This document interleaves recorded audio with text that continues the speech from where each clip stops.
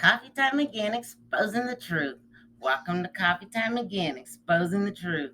Dale at the microphone, the show that demonstrates how history repeats itself. He digs into the past, shows what happens, and how it is happening now. Follow the path of history to where it goes, then relate it to today to reveal the connections. The culture that forgets its history has no future. A history buff and loves to talk about it, going back as far as ancient Greeks and Egyptians and beyond. So grab your coffee, your chair, and listen to the show. Hope you enjoy. Good morning, good afternoon, good evening, wherever you are. This is Dale. I am your host of Coffee Time Again, exposing the truth. Today we're exposing the truth with Jack Becker. He will be talking to us about his plan for fixing the government, which I think is a marvelous idea. We need fixing. We'll see how his idea jives with other people's. I am very pleased and happy to have Jack with us this morning. And I will introduce him now. Jack, tell us about yourself. Hi. Currently I am a trucker. I am an OTR trucker, over the road trucker, long distance trucker. I've been that for the last 5 years. Before that, I was a 30-year marketing consultant. After 30 years, I decided to just do something different. You do something for 30 years, you want to do something different. And I just thought, what would be the opposite thing I could do being a marketing consultant? And that was, well, being a trucker. And I enjoy it. I totally enjoy it. As far as the why I'm here to talk to you about, I've been a 40-year libertarian. I have been the director of public relations and advertising for the Libertarian Party of Dane County. I ran for the 76 State Assembly District of Wisconsin as a Libertarian Party candidate. I got 20% of the vote, which is pretty good for a Libertarian.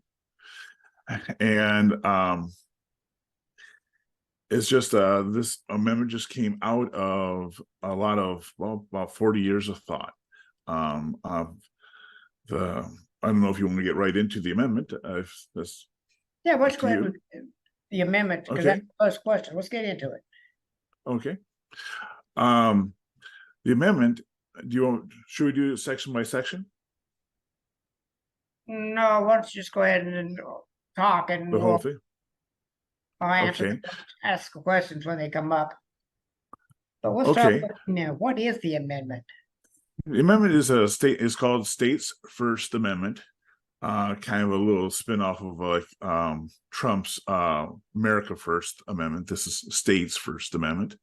It is to return power back to the states.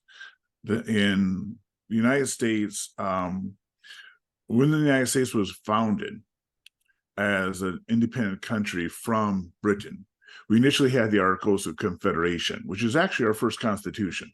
What we call the U.S. Constitution wasn't our first constitution. That was the Articles of Confederation. It gave all power to the states. The federal government had almost no power. It had to literally beg for money from the states to fund itself. There was no taxation. It had no military. The states had to give troops to the federal government for it to have a military. And that's what we used during the Revolutionary War. There were a lot of problems that exposed during the Revolutionary War, such as, well, not paying for the troops. We had more than one time where the troops almost rebelled and went home because they weren't paid. A lot of them were just not fed. Then after the revolution was won, we had what was called the Shaw, SHAY, rebellion. This was, Shaw was, I think he was a revolutionary officer, and it was over too much high taxation. And that rebellion, it was eventually solved. I don't know if anyone was ever executed for treason. I think some were arrested. A lot of them were just pardoned later on. But it showed the weakness of the Articles of Confederation. That's why we have the U.S. Constitution. The U.S. Constitution, the Articles of Confederation how its government was set up was different than what we have today. Today's government is what we call checks and balances. We have a legislative, we have an executive, and then we have a judicial branch. The Articles of Confederation just had one body, and that one body gave one vote to each of the states. So at that time, that was 13. The body had 13 members for the 13 colonies. And to change the Articles of Confederation required a unanimous vote. All 13 had to vote for it. Had a majority vote to pass anything, which was not a majority, it was a supermajority. It was 9 out of the 13 had to vote for something for it to get passed. And so the Congress, that you could say at that time, was very like a parliament. There was a president. He was almost symbolic, almost figurehead practically. He had no power. He had nothing.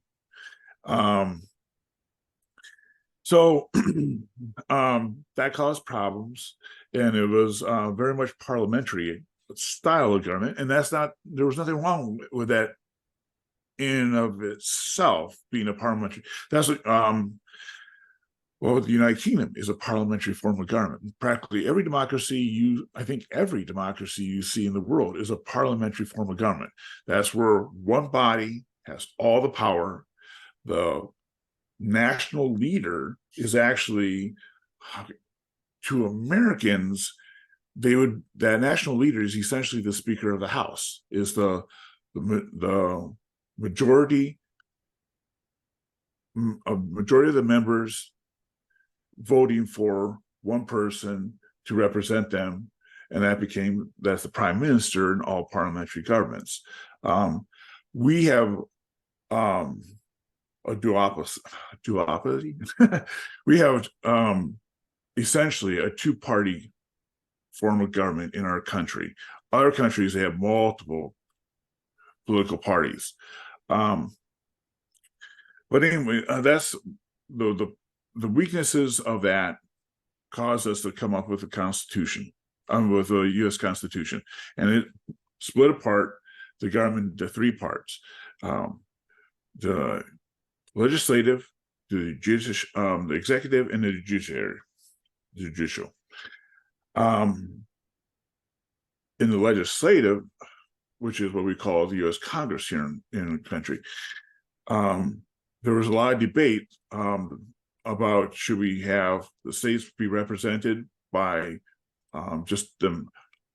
Should the states have representation, or should the population have representation? The small states at that time, the southern states, wanted state representation, where only the states were represented, whereas the northern states, the populous states, wanted to be done by population. Probably one of our smartest men that have lived in the United States, Benjamin Franklin, just came along and said, well, why don't we do both?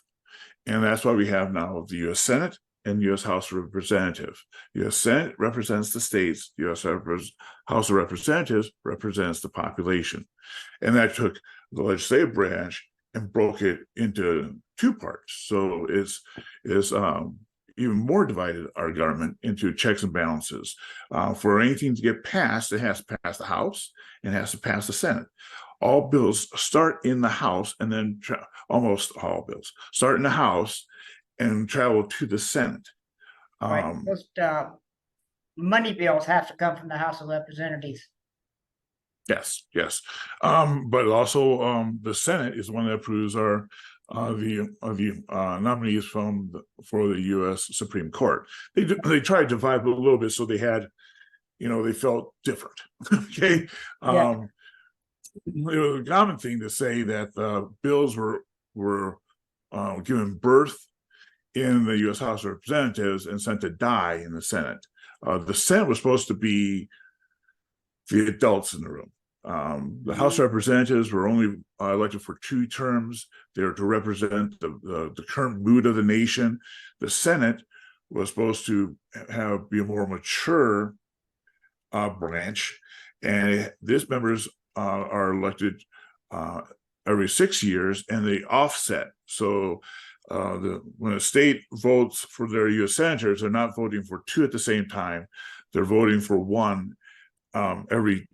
Well, it's kind of like every 2 years, then they skip a year, and then they go back to it because it's every 6 years. Right. Initially, how it was set up was the Senate was actually not voted by the people, but it was selected by the states sent to represent their state, their legislators. I think it was just the branch of the states, except for, well, eventually Nebraska would become part of our state. Nebraska is the only unicameral form of state government, which means they only have one house. It's just the House of what we would call the at the federal House of Representatives. At the state level, it's called the State Assembly. Mm-hmm. But the Senate would send they would send people to represent them in the Senate. So this was politicians electing a politician to go and represent their state. Right. But we eventually changed that to where the senators were directly elected by the people of that state. Mm-hmm. So that is our current form of government. Now, at that time when the U.S. Constitution started, the federal government was still very weak. It was a very weak organization. It was meant to be very weak, and there's good reason for that. We had just fought the Revolutionary War, and we basically, many people viewed it as fighting against a dictatorship, George III, a king, but it was also against the United British government, because one of the battle cries of the Revolutionary War was no taxation without representation. And we had sent delegates from the Congressional Congress to the United Kingdom asking for representation in their parliament. And they were turned down. Benjamin Franklin was one that went there, publicly humiliated in the parliament for even daring to suggest this. Now, one thing people should understand is that I can understand why Parliament would not give, the United Kingdom Parliament would not give us representation. I don't think they were afraid of us. Excuse me. I think they were afraid of India, because if they gave us representation in their parliament, all the other colonies would demand representation in the parliament as well. Mm-hmm. We were just one of their colonies. And India, because how the United Kingdom Parliament is structured, it is like our House of Representatives. It represents the population. Well, India is a population multiple times larger than the entire country of England and Scotland and Wales and Ireland combined. So they were not going to, I believe the real reason they would not give us representation was the fear that if they did, then they would, all their counties would demand it. India would demand it. And given their structure of government, India, they might as well just relocate Parliament to India, because that's where all the votes will be. But that's up to historians to debate on why that wasn't done. But that's why I believe it wasn't done, myself personally. Yeah. So anyways, for the first 100 years of this nation, we had a very small federal government.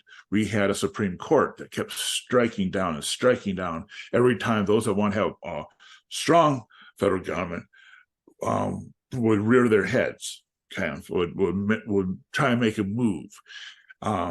We had a national bank. We destroyed the national bank. Not destroyed. We disbanded the national bank. I think Andrew Jackson, that was one of his campaign points, was getting rid of the national bank. Well, we would call today the Federal Reserve. It was not called at that time, but that was essentially what it was, and they did not like that.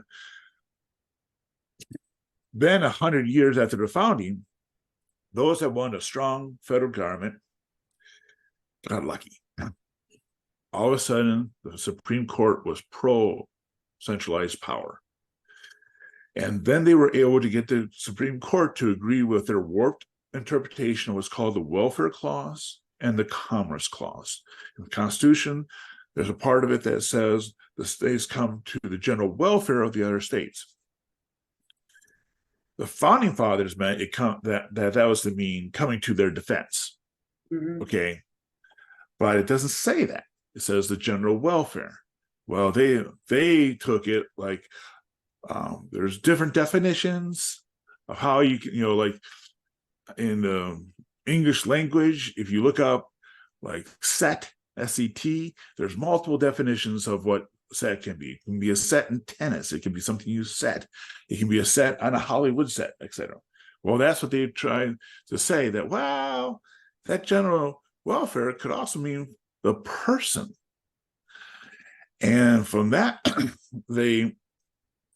that's the warp meaning they had there. But the first one was the Commerce Clause, which was to regulate commerce between the states. Now, what that meant by the founding fathers, who read the federal papers, was that basically there's not to be any tariffs between the states.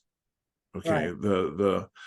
There's supposed to be free trade, but the pro-central government, I can't call them federalists because in political terminology, a federalist is actually pro-state. It's weird. Right. Kind of like National Guards are actually state guards because they're actually controlled by the governor, but they're called National Guards. Just the weirdness of how these things came about. With the Commerce Clause, they were able to just put a little crack in the dam because they had this railroad, this brand new technology that was taking over the world. And these railroads went across state lines. And the pro-central government says, oh, we gotta control that. It's going to be so confusing with the train because a train can go through multiple states in one day. How can we let the states set up their own, what the trains can do when they go through all the different states? It was just an excuse. But with that crack in the dam, then they were able to eventually, as they are today, now they regulate everything in commerce. Okay, there's very few things in commerce that the federal government does not have its nose in, and they use the same thing for the welfare clause. For example, Social Security. Social Security was initially just for widows and orphans. Okay, widows over the age of 65 and orphans. It was never meant for men. Okay, and at that time, 65 was the average life expectancy of white women. So even at that time, the majority of women were never expected to live to actually collect Social Security. Okay, and at that time, the life expectancy for men was, I think, 60. For Black women was 55. For Black men was 50. So the majority of the people were never expected to get Social Security. But that was the crack in the dam. How can you be against helping out widows and orphans? Oh, you're a cold-hearted person. Kind of like today we say, oh, but think of the children. That's for getting legislation. Think of the children for censoring our speech. Where these pro-government advocates are saying that the government should be taking care of our children. I'm a libertarian. I believe parents should take care of their children. I don't think it's the government's role to take care of children. I'm a constitutional conservative. A constitutional what? Conservative. Oh, I've never heard that term. Well, what does that mean? I'm a constitutionalist. Yes, I understand what that is. I'm here in Colorado, and I'm a conservative. Oh, conservative. Okay, I thought you said something else. Yeah. So you're constitutional conservative. Yeah, I'm a libertarian. I believe in limited government,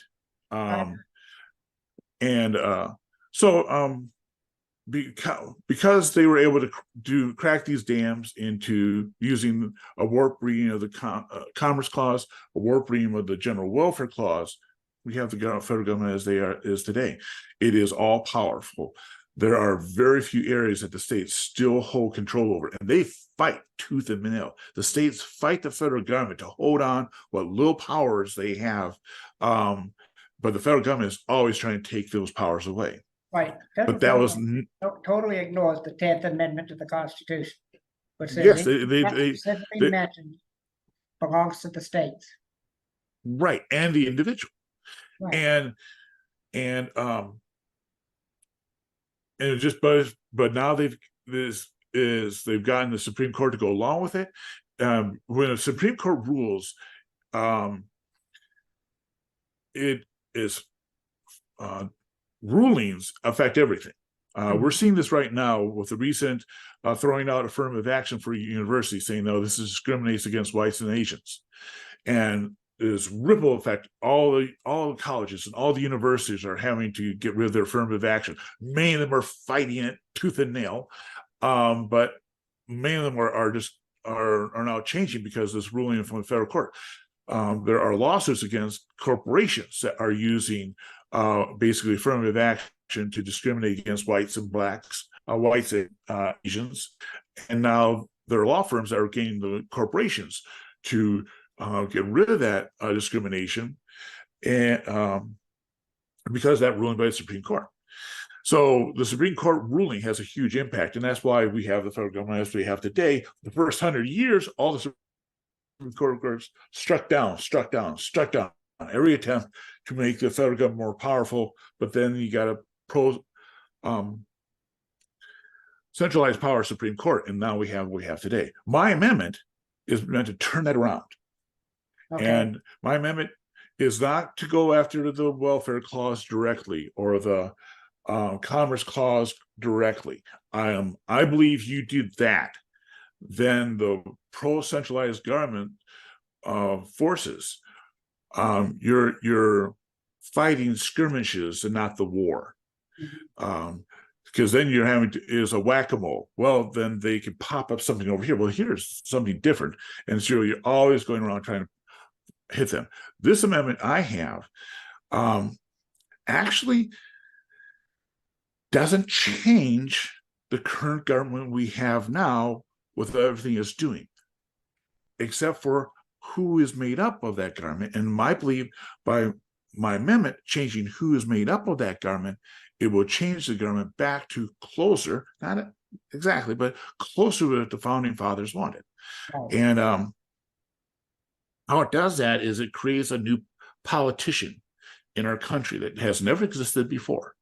And this is a politician who is both a federal politician and a state politician. And the reason why I believe this would be a good thing is right now we have only federal politicians, only state politicians, and also we only have county politicians and municipal politicians, and we have little tiny governments around. But what happens is that, and the reason why we have a unchecked, all-powerful federal government is because the U.S. senators, the U.S. House of Representatives, and the U.S. President, and the U.S. Supreme Court, they can only affect things at the federal level. And I believe when it's kind of like the federal government, the federal politicians, they're like a hammer. All problems look like nails to them. In other words, all problems should be handled by the federal government. We're just going to use the federal power to hammer all these nails down because that's the only thing they can do. Well, I'm a firm believer. I don't know if you believe this or not. I wanted to ask you real quick.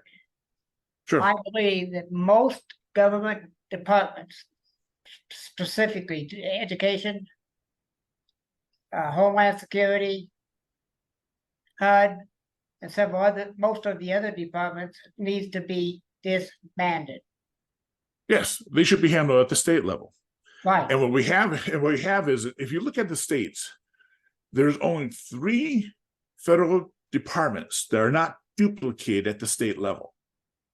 Every state has a Department of Education. Every state has a Department of Commerce. Every state has a department. You just go all the way through transportation, et cetera. There's only 3 federal departments that do not have their equivalent at the state level, and that's Defense, State, and Treasury. Right.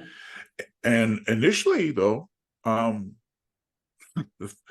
used to be currencies. Every state had its own currency. Yeah. Okay. That caused a lot of mess because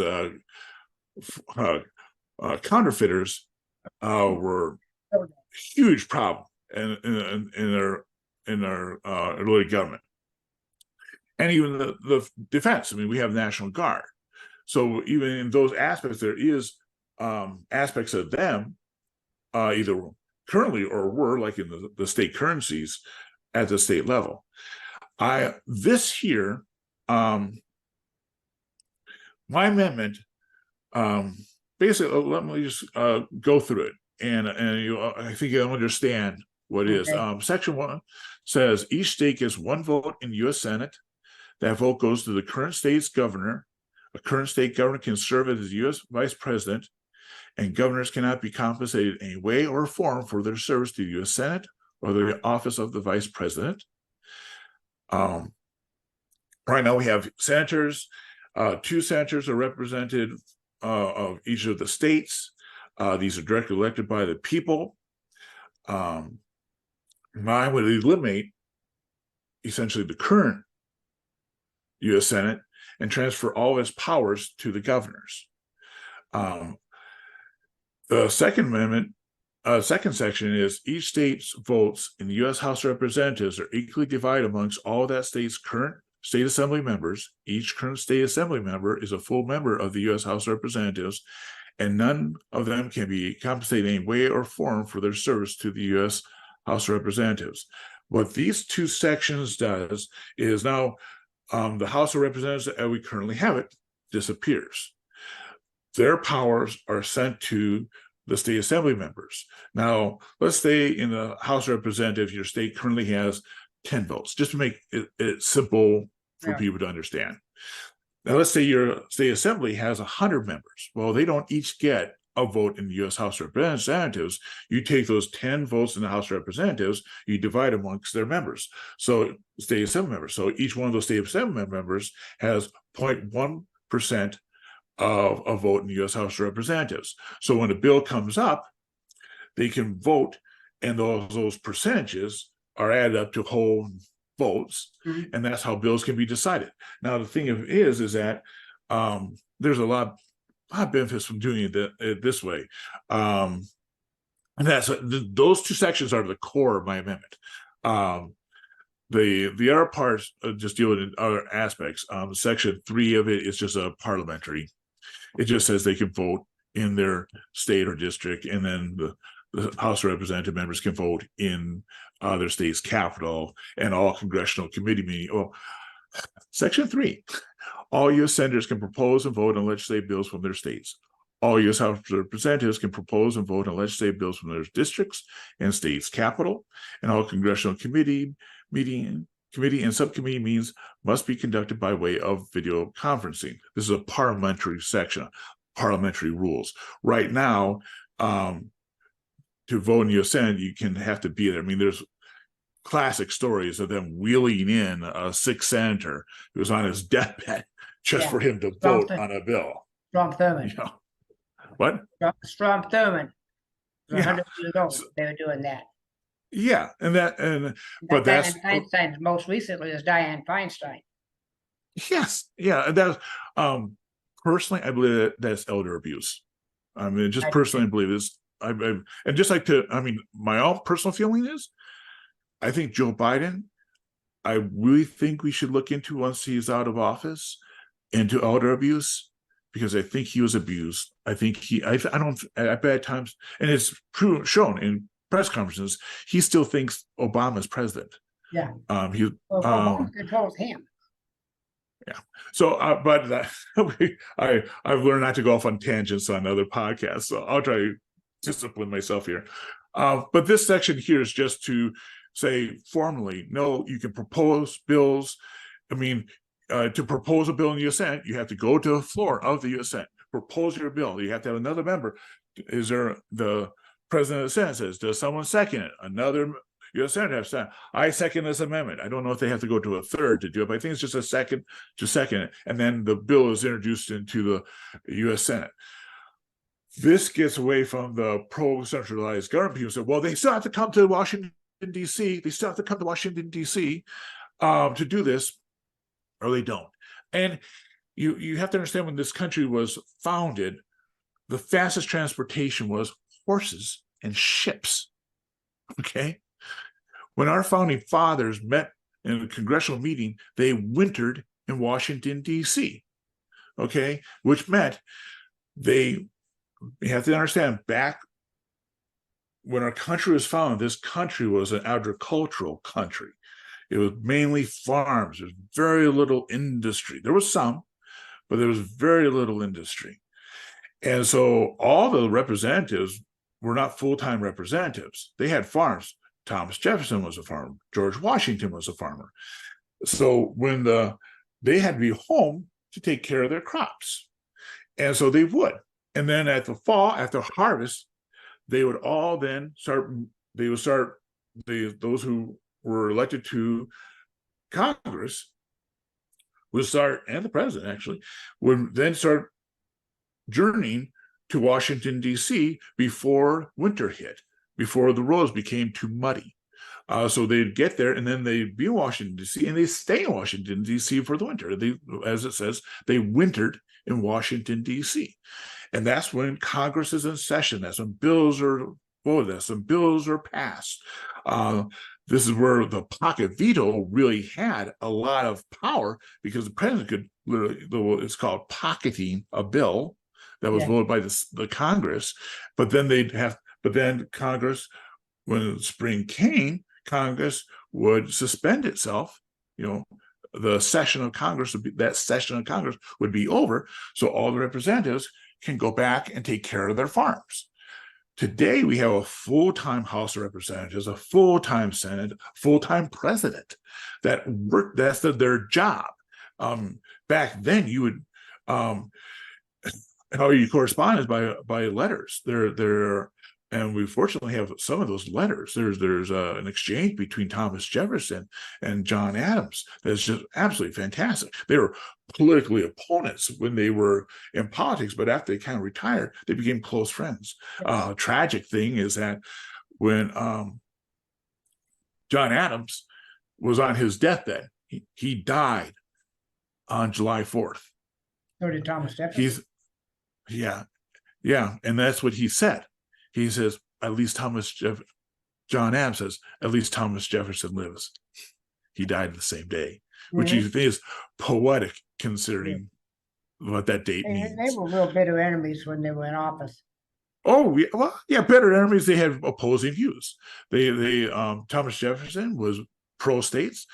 John Adams was pro-federal government.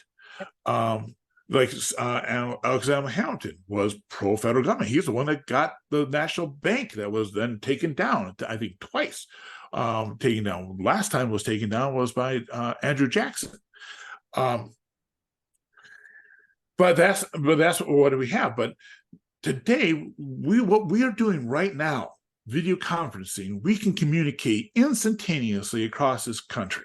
We don't need to have Congress to go to Washington, D.C. to talk, to pass bills, to have legislators. I can email you something and it'll arrive almost instantaneously in your inbox, and vice versa. We can have a document on our screens that we can jointly make changes to, that each of us have seen the changes that we're making to that bill.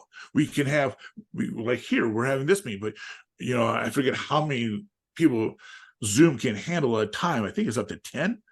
You can have a congressional committee meeting where all the screens divide up into all the members. So you see all the members there. And we don't need to have the federal government in Washington, D.C. And we don't need to have our senators and House Representatives there. So what I'm basically doing is saying Section 1 and Section 2 and Section 3 is saying, well, Section 3 mainly, you can telecommute. You can telecommute to work, okay? You can have, like right now, we would call it remote working. And the truth of the matter is that no government that doesn't want to commit political suicide would never relocate to D.C.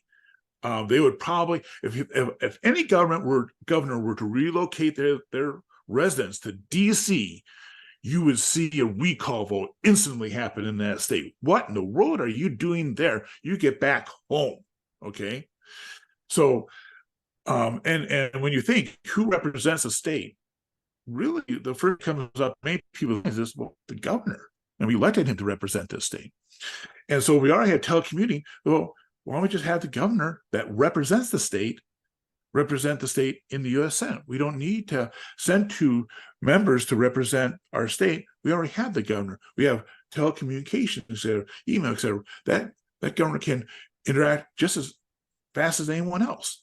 So that's why I get rid of the U.S. Senate and have just the governors take over their role in the Senate. House of Representatives is the same deal. We have video conferencing, email, instantaneous ways of communicating. We don't need to have the House of Representatives send them there. They can have it in their states. And in each state, well, the state assembly is essentially the House of Representatives, and at the state level. We just have different terminology, but they represent, the state assembly represents the population of the state. U.S. House of Representatives represents the population of the state, and at the federal level. So I just take it back to them, divide on up, and when you do that way, there are currently 5,462 state assembly members. Currently, the House of Representatives is 435 representatives. This makes the House of Representatives massive, okay? But it's not like we have to build new, if we had that many people in Washington, that's a small town, okay? The House of Representatives chamber would be a football stadium, okay? I mean, it would be massive. But we don't have to have that because, well, they already have their state assembly floor, but they don't even need that. So they can vote from, that's why in the section 3, the House of Representatives can vote in their districts and in their state capital, because as state representatives, that's where they will meet for their state assembly member meetings. So this is all so that now I believe we have a hybrid. We have the first time in American history, a dual power politicians who are both federal politicians and state politicians. And here's my hypothesis. I could be wrong, but here's my hypothesis. I believe that this new form of representation of these dual power politicians, they'll move almost everything that can be moved to the state levels. Because let's say you are governor of a state, okay? In my new federal government, you are one of 50 U.S. House of Representatives. But in your state, you're one governor, okay? State assembly members. Let's say you are, your state has 100 members, okay? And that's large for state assemblies, by the way. Most state assembly states are not that large. The largest state assembly is New Hampshire, which has 400 members. The small state assembly is Alaska, which has 40 members. But let's just use the 100 for, I've been using that right now. So you're at the state level, you're one of 100 state assembly members. At the federal level, you're one of 5,462 members. Politicians like power. That's why they ran. They want power. Well, as a state assembly member or as a governor, where do you have the most power? Well, impact, okay? That's what politicians want to have. No politician runs without going, they want to change something, how the world is. They don't like how the world is. So they want to change it. And they want to have impact. They want to have meaning. That's why you have so many bills that's why the federal government sticks their nose into everything. They want to have impact. A natural disaster happens, they want to say, hey, I can do this. Here, I'll pass this bill. I mean, look at what the federal government does now. They want to have impact on the whole rest of the world. So we're saying foreign aid to countries that do not need foreign aid. We're saying foreign aid to Israel. Israel is a thriving, democratic, capitalistic country that is not hurting at all. We're sending money to NATO. We're saying everywhere, and that's just so that the federal politicians can have impact around the rest of the world. Out of control. This brings them into control. I hope, will get extent. It might not, but I think it will. So for them to have impact, if you're a state assembly member, where do you have the most impact? On state bills or on federal bills. On state bills, you're one of 100. On federal bills, you're one of 5,462. So I believe that they're going to say, let's handle this at the state level. And I think every issue is going to come up. And the same thing with the governors. I could handle it at the state level where I have one vote, powerful vote, or I'm one of 50 in the Senate. And that's where I believe they will, the federal government will be moved, departments will be moved to the federal level, or basically federal departments like Federal Department of Education will just be disbanded because we already have a state Department of Education.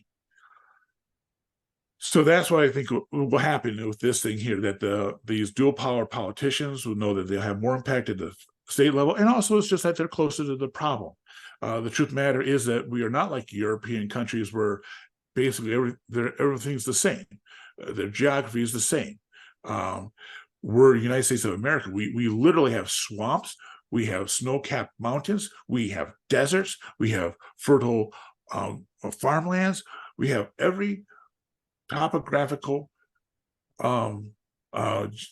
geological feature except for what's down in the Antarctica. That's about it. So I think that every state will feel that they can handle it better at their local level. And there's issues like, well, Midwest doesn't care about hurricanes or earthquakes. Well, Florida does worry about hurricanes, but they don't worry about earthquakes and they don't worry about tornadoes. California worries about earthquakes. They don't worry about hurricanes and they don't worry about tornadoes. So I think that brings it there. And just to quickly finish out this amendment, the Section 4, which is the most popular section I've learned from people, it says the U.S. president must physically visit every state in the union and U.S. territory at least once a year. Right now, they're not required to do that. The first president to do that was George Washington, but there were only 13 states.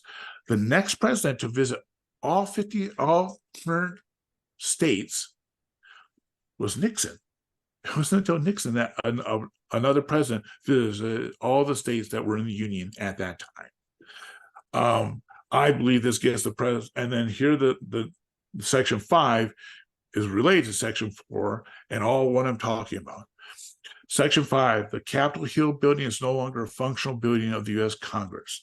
The White House is no longer the residence or office of the U.S. president.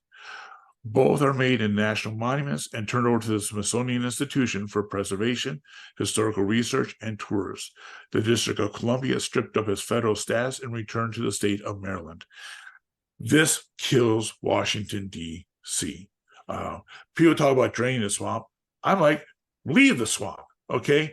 It is gone, okay? And the D.C. was a horrible, I think is a horrible idea, horrible place, because U.S. senators and U.S. House representatives, when they go back to their states or districts, the people treat them as, you're our servant, I voted for you, you listen to what I have to say. They go to Washington, D.C., they're treated like gods. They're treated like royalty. Mm-hmm. The lobbyist kisses their ass. Federal bureaucrats kisses their ass. They are treated like, oh, you are big dogs. And I think that's part of the problem with the federal politicians is that they get there and they think, they get, it's like the celebrity that believes their own press releases. They read them and eventually, oh, I must be this great. I must be the most fantastic person in the world. Their egos just are unchecked, but you put it backstage. Time here, Jack. We'll get down to about 15 minutes left. Okay. Go ahead, finish off. Okay, let me finish out on the amendment here. The last section is any country can be a U.S. territory of 2/3 and an open and free nationwide referendum vote to do so. After at least 5 years as U.S. territory, U.S. territory can become a U.S. state if at least 2/3 of its population can read, write, and converse in American English to an 8th grade level, and then at least 2/3 vote in favor of in an open and free territory-wide referendum. Any state or state or territory can secede from the USA by a simple majority in an open and free state/territory-wide referendum. This makes a formalized ways for our countries to join our country. It makes it takes the politics out of our U.S. territories being able to become states. This was a problem in our forming the country. We violated freedom of religion because when Utah wanted to join U.S. territory, because we told their religion you can't have polygamy, you have to outlaw polygamy to be a member of the state, and so Utah outlawed polygamy, and then they were allowed to join our country as a U.S. state. This just gives away, that takes the politics out of how they can become that. It does enable states to leave. I don't think they will, but if they do, well, I have the love it or leave it. Well, if they don't love being part of this country, then maybe they should leave it. There is right now a libertarian movement in New Hampshire to try to succeed it from the country. I don't think it will succeed. But also there are a lot of countries around the world that are really, in Africa, like Donald Trump says, they're shitholes. They're horrible. They have horrible forms of government. And when they finally break free, they were not lucky to have a genius like Thomas Jefferson, Benjamin Franklin, and so forth. Read the Federalist Papers on how our country was founded. I think they would say, instead of us reinventing the wheel, why don't we just join the United States? Maybe none will ever do it. I make it harder to join the United States than to leave. I think that kind of says you really want to join us. I don't believe you should have a simple majority to join, because then you can have a civil war with that country. But 2/3 say, yeah, we're going to join. I think it's really hard to then say, well, we're going to have a civil war. So that's what that is. And that's the whole amendment. It's meant to return power back to the states. It is to have a new politician that has both federal powers and state powers. And I believe by giving them that, because at the state level, they have more impact than they do at the federal level. At the state level, you can customize the problem to your state's needs. And at the federal level, you can only do one size fits all, which rarely fits all. I think it will remove the powers. I personally believe that if this amendment was added, that the federal government would end up with only the Department of Defense, Department of State, and Department of Treasury. I think every other department will be just eliminated, because they already exist at the state level. And certain things will be changed even with those three departments. I believe that a lot of states will want to close a lot of the foreign bases, because then they can relocate those soldiers back in their state, and that's good for their state economies. And then even there, I think they're going to go, we don't need a standing army in our state. We'll just make them National Guards. And at the Treasury level, I don't know. I would really like to see the auditing of the Federal Reserve. That's what I'd like to see. I'd like to see what they're doing. I would love to see the auditing of the Fed. You know how that came about, don't you? That national bank? A bunch of rich people that got together, like literally Morgan and Rockefeller. Woodrow Wilson was president at the time. Yeah, what a horrible president. Quite possibly our worst president ever. Although I think Biden now, so maybe he's going to be supplemented by Biden, but maybe. But we also have had other ones. We had Jimmy Carter. He's the one that brought about the Department of Education. Yes. We had, some people really worship him, but if you actually learn what Abraham Lincoln did during the Civil War, he threw journalists into prison. He outlawed habeas corpus. Habeas corpus suspended that. He tried to get an income tax passed. Yeah. So, it's, and that's where taxation started, I think, was with them. Wilson in 1913. He passed an amendment because it was the Supreme Court. Oh, it became permanent. It became a permanent federal tax. And so I think my amendment fix all those problems? Maybe not. But I think you'll fix a lot of the problems. I think the federal government will shrink back closer to what the founding fathers wanted it to be. I don't think they're going to. I don't think any state's going to say, "Well, we'll provide for our own national defense." And it will require all the other states to vote in favor of that. So I don't think the U.S. military is going to be disbanded. It may be shrunk down, but I mean, right now we have more aircraft carriers than the rest of the world combined. We have 11 aircraft carriers. Personally, I say 2 on each coast. But we can close down the bases. And people, I get a lot of, first of all, we're limited at time. Is there any questions you'd like to ask before? One, how are you going to get the politicians and the public behind you on this? This is a pretty radical idea. Oh, power grab. I'm not appealing to the politicians' nature. I'm appealing to their bad natures. They want power. Politicians always want power. Yes, What I'm offering the governors is power, federal power that they don't have now. They will take over the power of their U.S. senators and the U.S. Senate. I'm offering power to the state assembly members. They don't have federal power in the U.S. House of Representatives. This provides them power. I'm offering power to the U.S. senators because right now they don't have the power of governors. This passes, well, they're going to think I can win a statewide election. I already did. That's how I became U.S. senator. I'll win against that governor and I'll become that governor. So now I have twice the power I have now in the U.S. Senate and the power of the governorship. The only ones that will stand in this way will be the U.S. House of Representatives.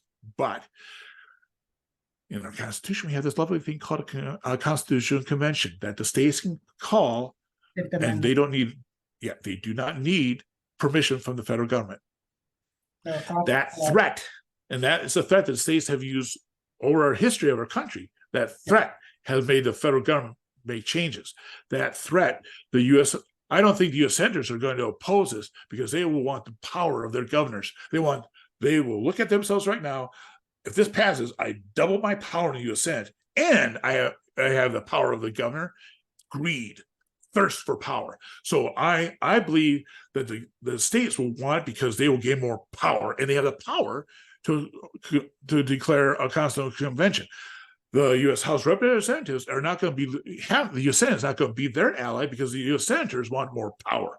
So that's what I believe is appealing to their bad natures for more power, that this amendment will happen. And that's the only reason I think this actually has a shot, is because of that. And I think it's a real significant shot once they realize that this is a way to gain more power.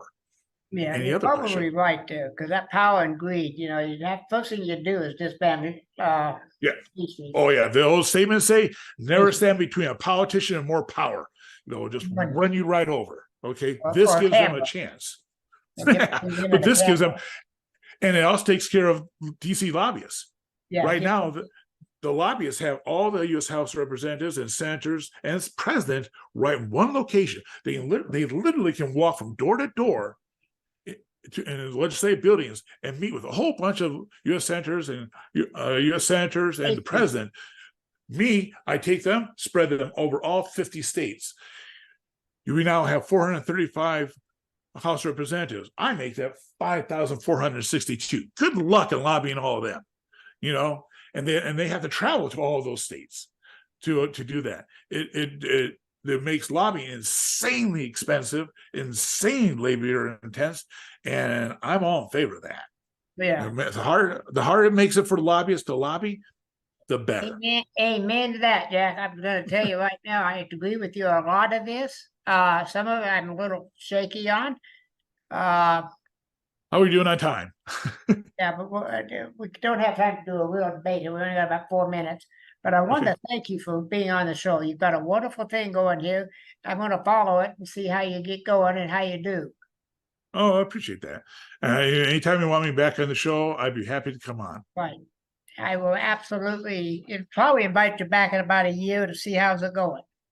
Okay. When this episode gets up, send me a link and I'll tweet that out onto my Twitter account. If people would like to help me, if they like this amendment, if they like to help me, the best thing they can do right now is just to follow me on Twitter. The more people I have on Twitter following me, the more I can show to media and the press that there's actually a public. This is becoming a movement. So that's the only thing I ask people to do is just follow me on Twitter at this stage. I have a super What's your Twitter popular. account? What? What's your Twitter account? Is the @ symbol Jack T Decker. JACKTDECKER. It's Jack Decker at Jack Decker. And if they follow me there, that would be great. That's all I ask them And to I do. will also put, when I edit this out, I can put that as text above your head. Right across Oh, I your head. appreciate that. Just your Twitter account. I appreciate that. Thank you very much. Yeah, that'll work. I can do that when I edit it out. It'll be about 2 weeks. I'm running low on bandwidth. Okay. Just send me a link. And I assume the link will have a thumbnail to it. And then I'll tweet that on out. Right now, I'm just barely hitting 800 followers. And last time I checked was 785. But at least get 785 knowing about it. And they do share. I see I've tweeted out already one podcast interview, and I see people retweeting it to their followers. And so I see a lot of activity. And the larger my channel gets, the more that'll happen. And I see a lot of people diving into my old posts and retweeting them out. I mean, just yesterday, another person retweeted out that first interview. Continue talking, but I gotta stop the recording, okay? Thank you for listening to the show. There are show notes and a place to comment at https://coffee-time-again.libsyn.com/website. He hopes that you liked what you heard and will tell others about him. Dale is attempting to get a following that both disagrees and agrees with him. He does not want yes men. If you disagree, wonderful. He is happy to have you here as a part of the Coffee Time Again team. Dale does not talk about the news of the day. He is attempting to give a history lesson that is just as important about what is going on in the headlines of today. Please do not hesitate to contact him. Just remember that Dale wants a clean show, meaning no cussing, name calling, yelling, or hate allowed. You can disagree with him and not be disagreeable about it. Support him and help keep this alive. https://glow.fm/coffee-time-again.